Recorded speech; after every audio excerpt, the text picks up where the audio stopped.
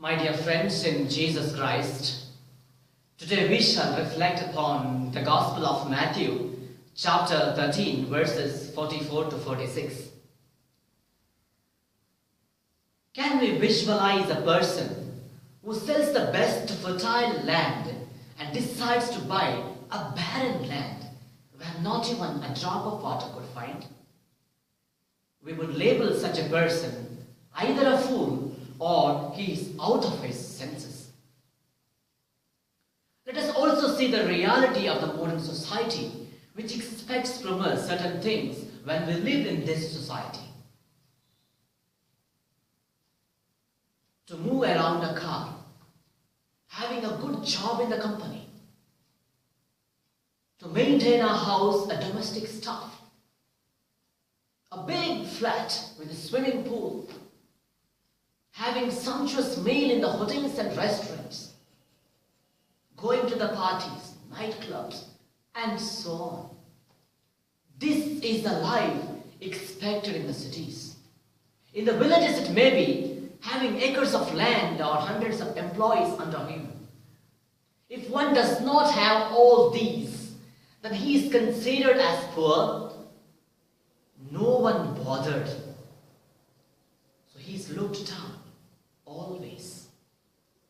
In this regard, the Gospel of St. Luke, chapter 12, verses 17 to 19, gives us a clear picture in this regard. The parable of the rich fool. He thought to himself, what shall I do?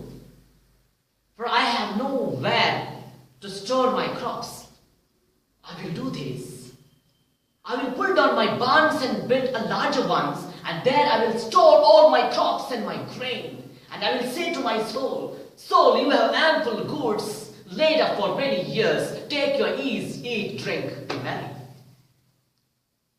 Before labeling him as fool, let us consider him as rich man.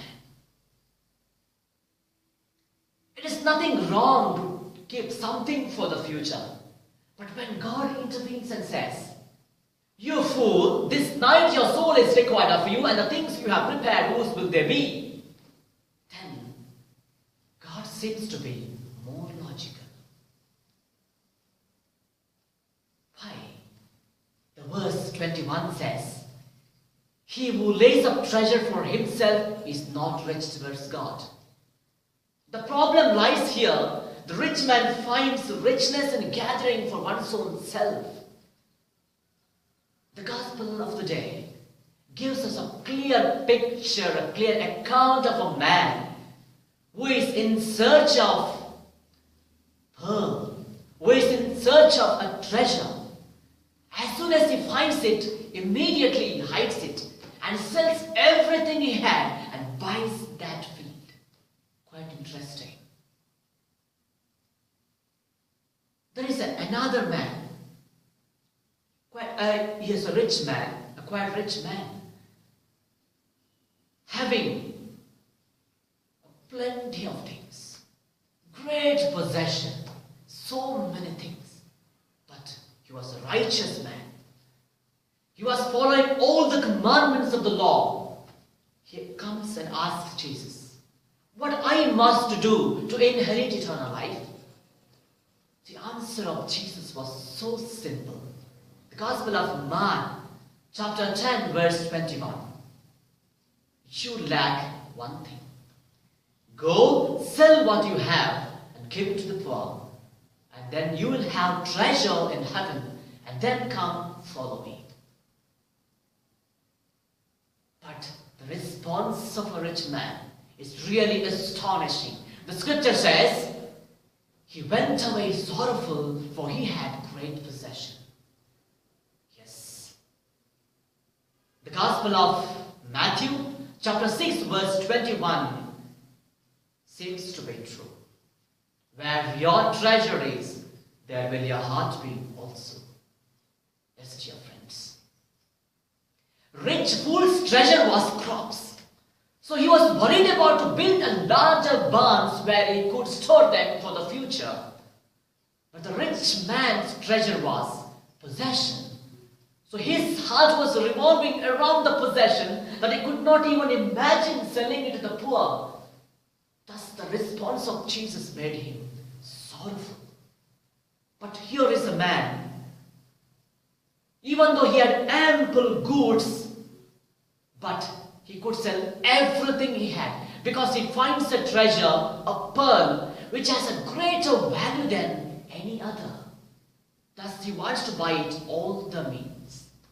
It is the greatest treasure, the supreme treasure having supreme value. A pearl becomes the pearl in his life. As a seminarians, what treasure do we possess?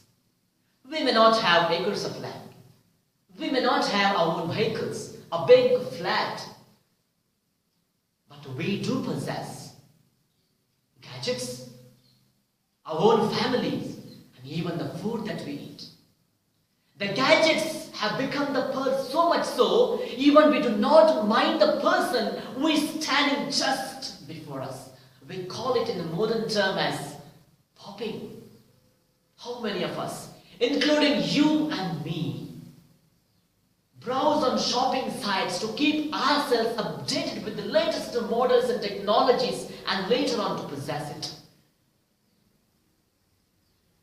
If we are able to spend such an amount of time to be possessive of these technologies, then I believe gadgets have become already the pearl in our lives.